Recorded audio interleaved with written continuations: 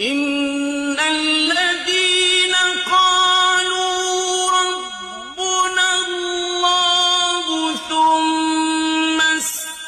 استقاموا تتنزل عليهم الملائكة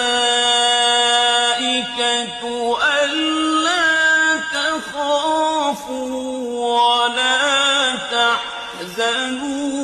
وأبشروا